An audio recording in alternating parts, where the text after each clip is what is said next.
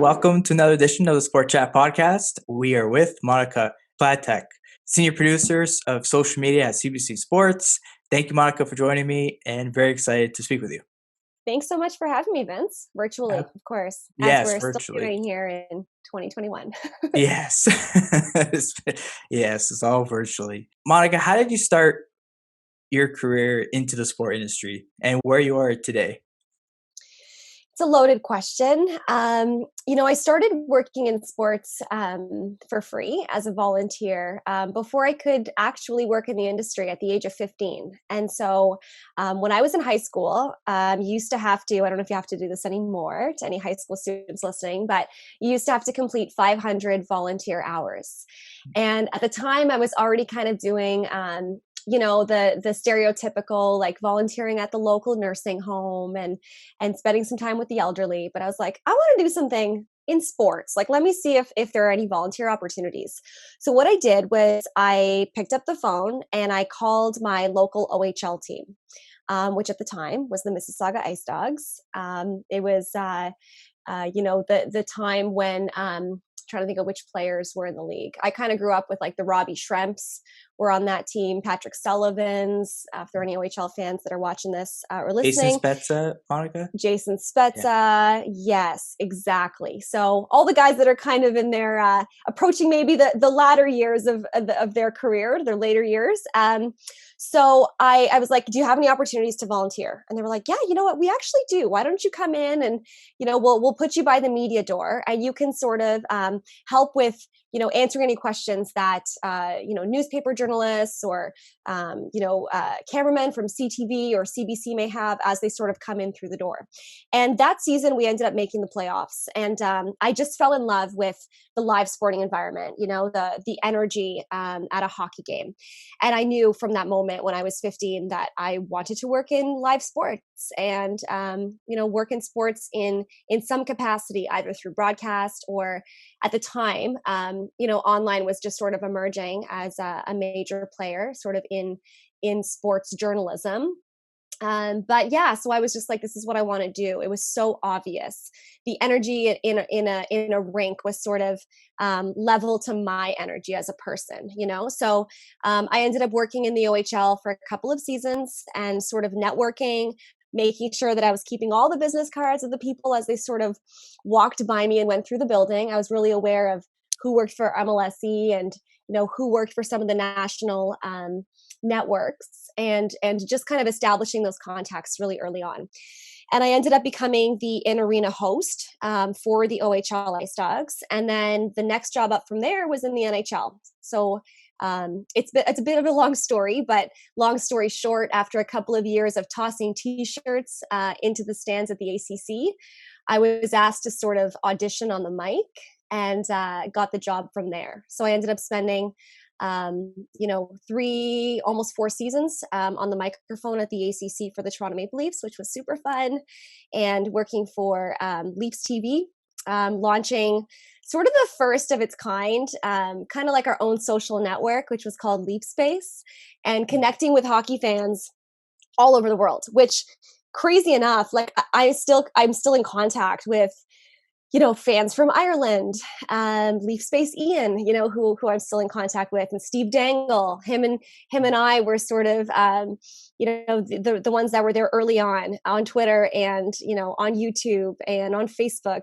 So it's hilarious to think about now, like how much things have changed, but to be there from sort of social media's inception was pretty awesome. And so yeah, I just took the deep dive into social, and it's sort of been, really quick and moving at an amazing pace ever since. We'll definitely ask you stuff about social media because I'm so interested in it. But first, I have to ask you, Monika, because you kind of have both sides of it as kind of being a host or an anchor on television and then working the behind the scenes. Which do you prefer, if I could ask? Yeah, great question. I think very early on, I think I shared the dream of so many. And I know this because I also teach at Ryerson University in the sports media program. But so often, you ask a student, what do you want to do in the industry? And the glam, right, of being in front of the camera is just so alluring. And so many of them will say, well, I want to be on camera. So I get it. I was one of those people when I was in school. I was very much like, maybe it's the challenge, right? Like, how can I get on camera? Because it's such a coveted sort of position. So I was like, I'd love to be on camera. And so after achieving that and sort of doing, being on the microphone, being in front of the camera for 5 to 10 years, 5 years, I would say, in the majority of time that I was on cam, I wasn't quite satisfied enough. So it was like, I liked being on camera and I was okay with asking questions, in the Leafs dressing room post game. But I wanted to be more involved in the production decisions. And I felt like I wanted to take more of a lead in sort of what the show was going to be about and what the segments were going to be and how we were innovating and bringing, Leafs fans' questions from across the pond to the Leafs in the dressing room on iPads and stuff like that, which at the time was honestly very new. Even taking questions from Leaf fans and bringing them to Afghanistan when I went to visit the Kandahar airfield there. Back in 2011. So just like we were always trying to think of how to innovate, but I was like, I kind of like both sides. Like I really like the rush of, the countdown and the bright lights and being on camera. But I also found that I really loved being involved in the process. And that's how I knew that I wanted to be some sort of a producer or at least producer/host. I think that's almost like, that's the dream, if you will. You know what I mean? Because then you feel like you really can be involved in both ways. I have to follow up on the Afghanistan piece on it because when I was reading your profile, it really kind of struck to me. What was that experience like going to Afghanistan? I believe it was in 2011. Yeah, it was wild. I remember, getting the phone call from Tom Anselmi, who was one of the executives at MLSE at the time. And I actually missed the call at first. And I saw it and I was like, oh, did I tweet something wrong? Did something happen? I'm kind of tracking what I did, right? You don't necessarily get the phone call from the boss every day. And so he said, Monika, I have an opportunity for you. This is a trip that had been happening every single year for, I think, the last 5 years, where they were putting together Team Canada, if you will. So Team Canada was comprised of musicians, journalists, former Leafs, so alumni, and also sort of some people that were involved at MLSE. And Team Canada would head over to CAF, Kandahar Airfield, in Afghanistan, and sort of bring jerseys. We would do this really great thing called Hockey Night in Kandahar. So every night we would host a different ball hockey game between different countries that actually had their sort of armed forces present in Kandahar. So you'd have obviously Canada, USA, a great rivalry no matter where you were in this world. But yeah, it was all ball hockey.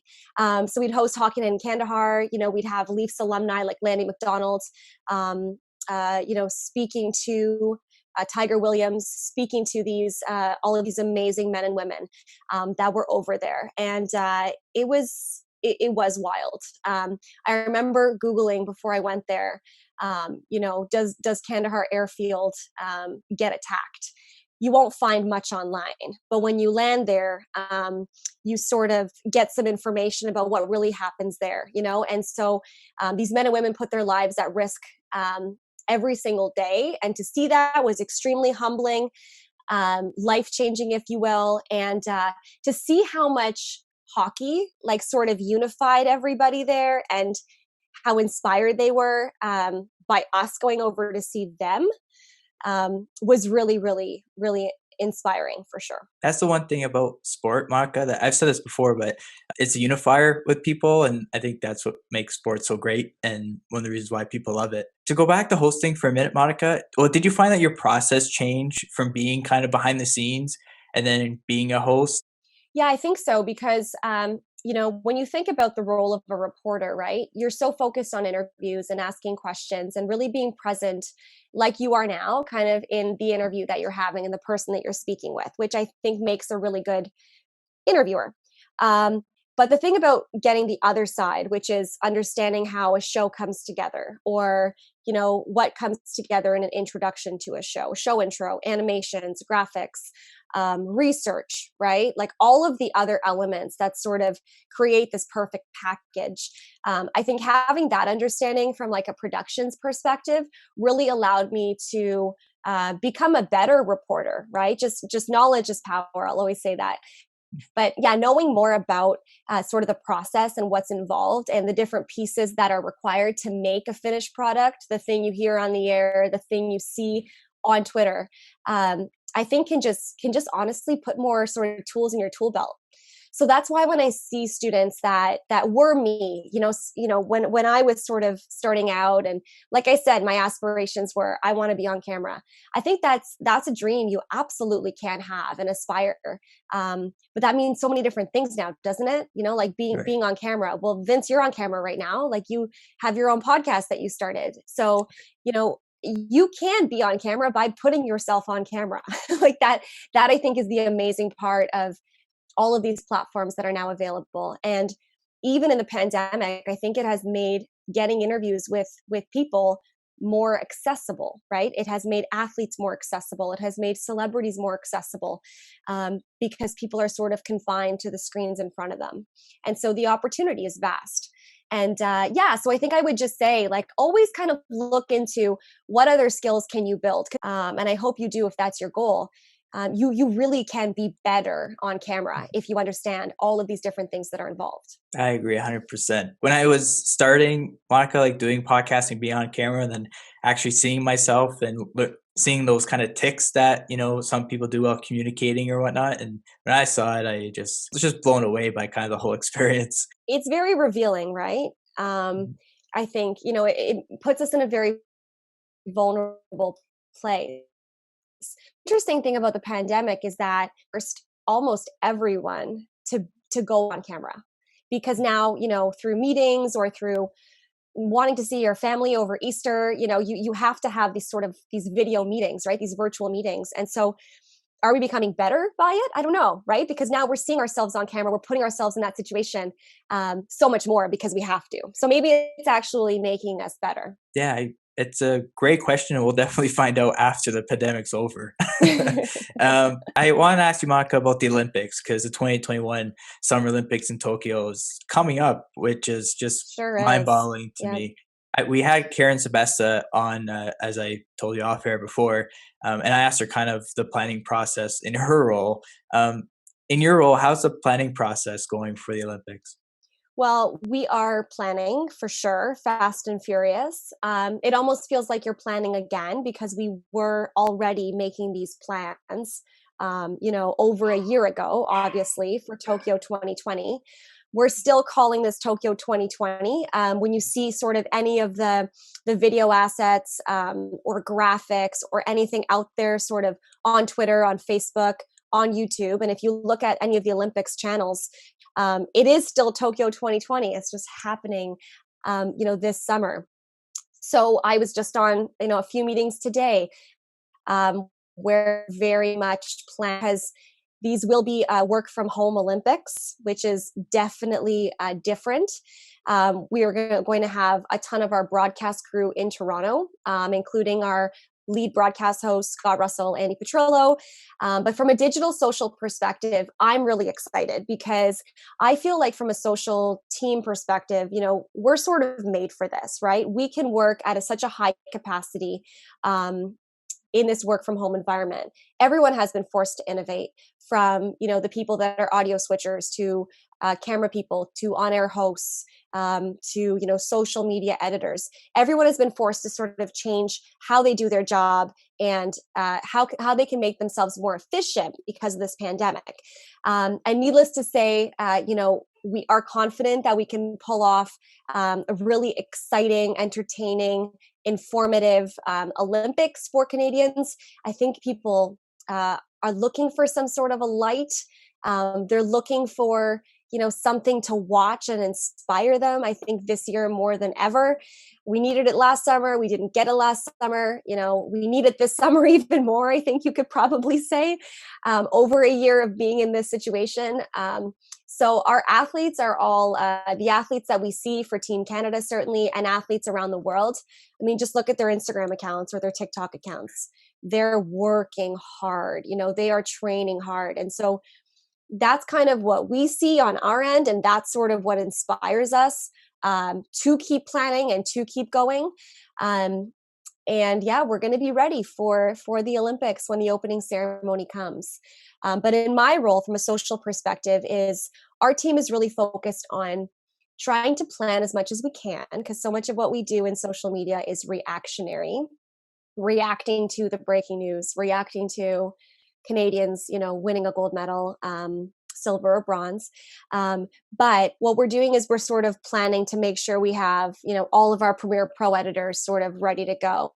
We have enough graphic designers to respond to breaking news. We're planning, how do we break news via Twitter, right?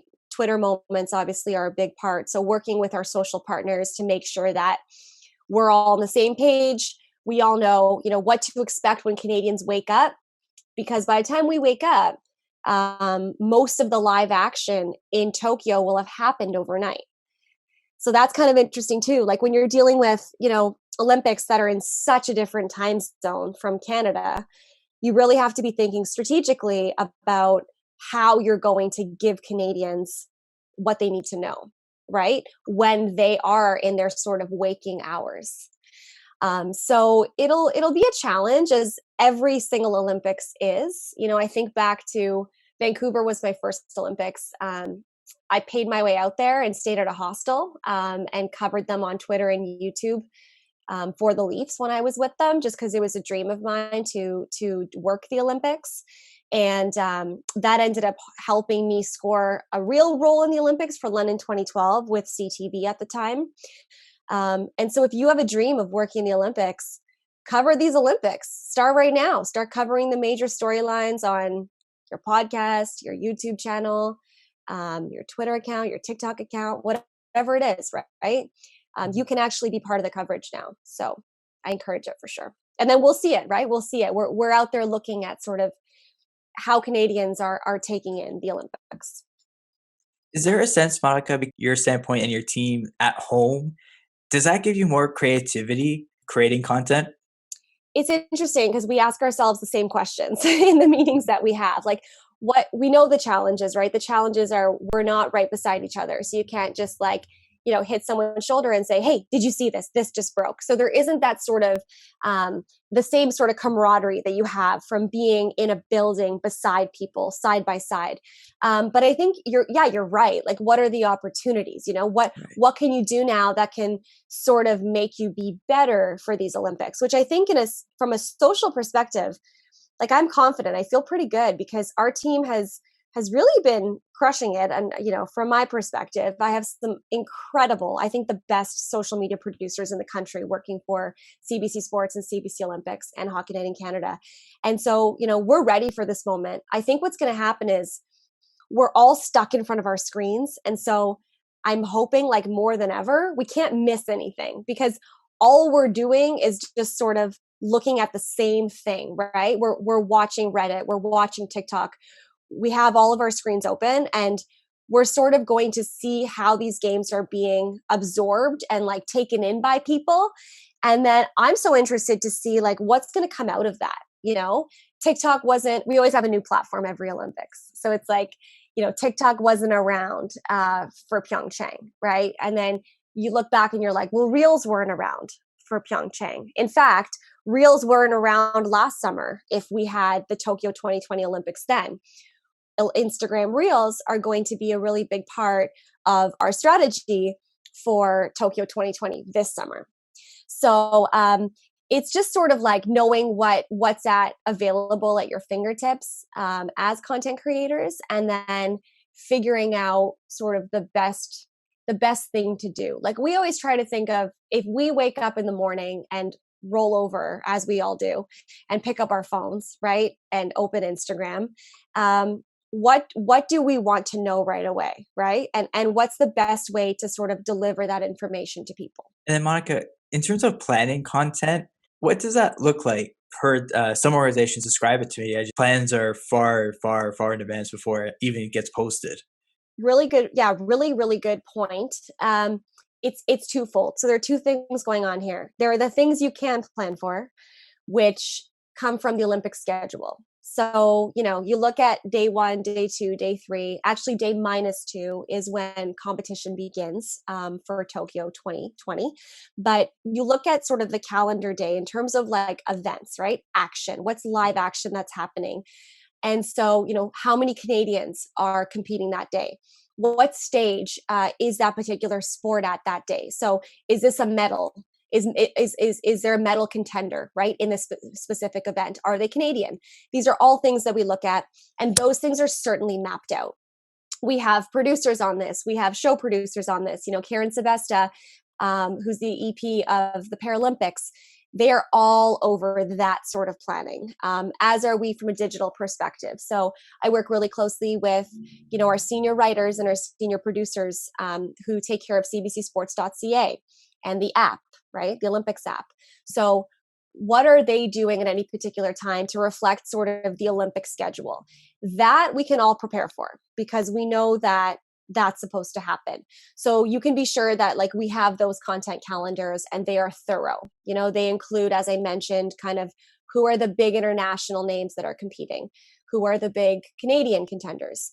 And so that has actually been mapped out for now 2 years because it was mapped out last summer and then it's still mapped out for this summer. Then there's the element that I kind of live for, the reason I love what we do from a social perspective, and that's the unexpected, right? So you can't put that in the content calendar. You need to leave room for that. And I think part of the strategy is actually leaving time and leaving room for the unexpected, because that's sort of where the magic happens. Like, I think you can plan so much and you can have features written on the Canadians that are competing that day, which I'm sure we will, and that's all being planned.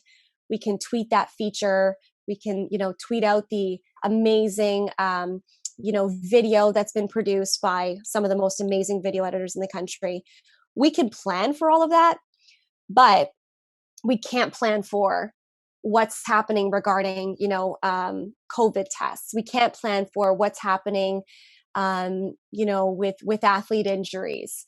We can't plan for like those magical moments that happen when an Olympian wins a medal and then, does a particular special thing for their mom watching at home. Like, we can't plan for that stuff. We just want to make sure we have the right amount of people working so that when that magic happens or like when that breaking news occurs, we can react, and we can build the videos, we can build the graphics, we can write those stories. So the Olympics, I love the Olympics. Like, I have 2 daughters, but the Olympics were my first baby. They were my dream to work. They were the thing I was aspiring towards. And if it's up to me, I'll work the Olympics for the rest of my life. Because I love them. So, I think everyone on our team loves the Olympics as much as I do, to be honest, because it's like a grueling project that takes everything out of you. And I describe the Olympics, it's such a marathon. Like, from day -2 when sort of competition starts to when it ends at that closing ceremony, you barely sleep because, well, first of all, competition is going to be live in our sleeping hours. So that's not great for any of us. But you never sleep because there's stuff happening around the clock, whether it's like breaking news or like something. So it's fun. It's a lot of fun. It's crazy. You have to be a certain sort of crazy to deal with it, but it's a lot of fun. That's the perfect segue, Monica, because I was going to ask you about the lifestyle of being a sport media professional, your day to day, because I'm sure it's hectic. And I've seen some people do this, but I'm not sure if you do. Do you have kind of 2 phones, kind of your personal phone or your work phone? I do, yeah. Mhm. Yeah, I do. I would say I think we're always sort of on, if you will, which is good and bad. I think having kids has sort of forced me to certainly separate, my work life from sort of my personal life. I think before I had kids, and I hear so many people say this, But like work was my baby. Work was my everything. Work entirely consumed me.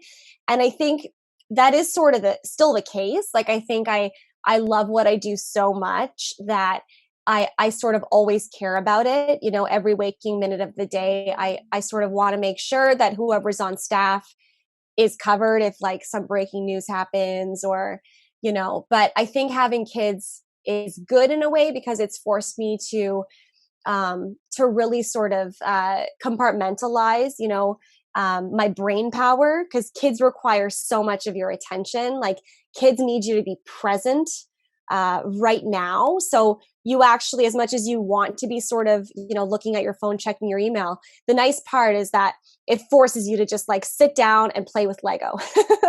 Like, you just have to, you know what I mean? So it's nice because it is a welcome distraction sometimes, you know. Working in digital and social media can completely suck you in and be all consuming. You know, you could be on your phone 24 hours a day if you wanted to. But I think the nice part is that we've created a team at CBC Sports. You know, I've almost worked here for a decade, and we've created a team, and we have so many of the same people, especially over the last few years, that I trust them. Like, when I'm not working, I trust that things are in good hands. You know what I mean? So I think that allows me to have a bit of a work-life balance. And the second thing is that working from home is sort of a blessing and a curse, right? You know, there are so many challenges to it, but it has sort of provided me with a lot more time to be with my family because I don't commute. So my commute normally was like 2.5 hours a day, which is a lot of time, right? So because I'm not commuting anymore, I'm sort of using all of my brain power in those sort of working hours and like making it so that it's all, my work's really saturated into that, like the time span of when I'm supposed to be at work and present at work. And then when my workday is over, I sort of go into, you know, mom mode right after that. And I'm able to sort of log off because I can go downstairs, right? I'm not on the GO train for an hour. So I think that's kind of nice too, is like, it actually has allowed us to have sort of more time, too much time, I think, too much time with the people we love. But it also sort of makes it so that like when you are working, you can be really focused and like put everything into that. And then hopefully get outside. Because I think the big thing, I don't know about you, but when I'm inside, I'm like on my screens checking my phone. And then when I actually go physically outside, it helps me to sort of separate the two. You know what I mean? I went 2 days, Monica, without my phone, Yeah. and I just used my computer. Um, it was a great idea for me, but a bad idea because then you have all this other stuff to do on your phone, like Right. emails, text messages, whatever. But it was a good mental break for a while. Were I you will, actually able to, like, did you check it at any point during those 2 hours? only at nighttime. Yeah, Yeah. right before I went to bed. But other than that, That's sort of what no. I But it was try to very do. Like, nice. I took a week off. I took a week off like in March at some point, and it's like, why take time off right now, right? It's like, what are you gonna do? Like, vacation in your backyard? But I think you're right. Like, you are able to sort of disconnect from at least one screen, which I think helps. Right. You know, it's like number of screens, work phone, personal phone, you know, laptop, whatever it is that people have. I think getting outside is just so important. And I say it like, you know, we'll have meetings with our team and it's just like, okay, let's get outside.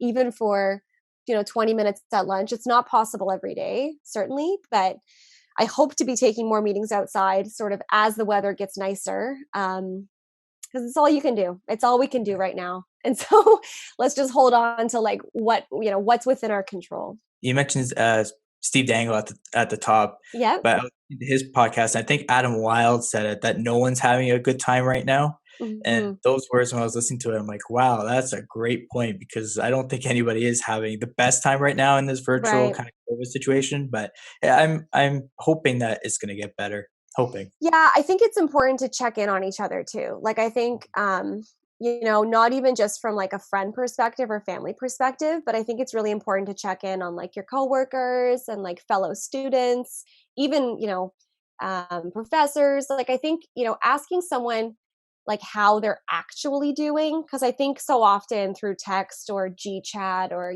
whatever sort of tool you use to communicate with the people you talk to on a daily basis, it's easy to be like, hey, how are you? I'm okay. How are you? I'm okay.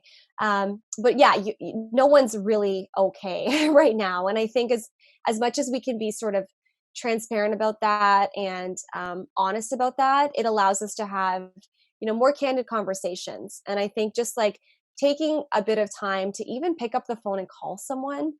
Phone service was down yesterday through Rogers, which was kind of frustrating because suddenly you're like, I want to call someone, but even calling someone, like having that layer of voice or even like, video, I think can give you like so much more energy, which I think, we all can benefit from right now. 100%. Monica, I want to end off with this because I was in your profile and I know you're a big fan of multi-platform storytelling and reporting. And I Yeah, wanted to ask you, what do you think the future is in terms of storytelling and reporting within the sport industry? that's a really, really good question.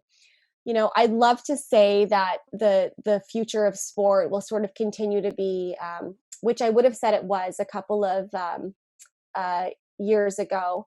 I would have loved to have said that the future of sport sort of would have been, fans at games and sort of capturing the same sport moment from 1,000 different perspectives, right?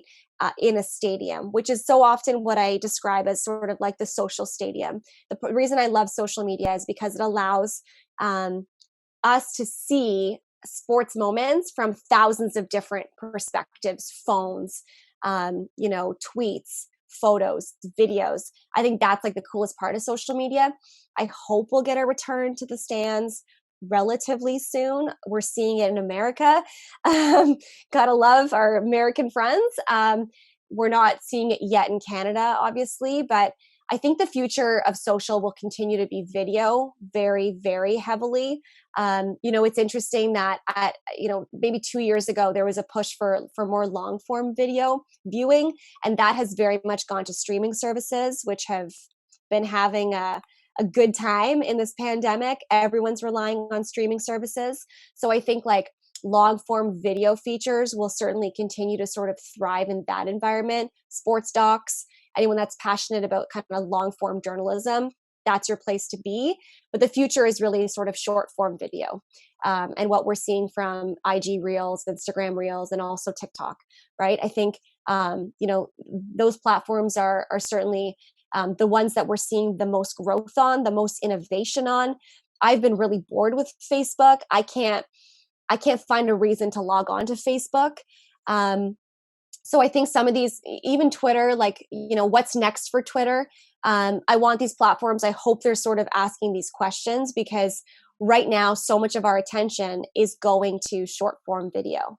And so, I would love to see that short form video from stadiums, from hockey games, from, fields. Like that's sort of what I'm hoping for post pandemic, whenever that is. But I think in the meantime, we're going to have to settle for, which I think is pretty awesome, like all of the athletes sort of tidbits and perspectives we're getting from those platforms. And I'm really looking forward to seeing how, for the Olympics, athletes are going to cover their experience sort of through short form video, because that will be something that we definitely saw a lot of for Pyeongchang 2018, but now it's, almost 3 years later. So a lot has changed, obviously. Great way to end it off because that was amazing insight.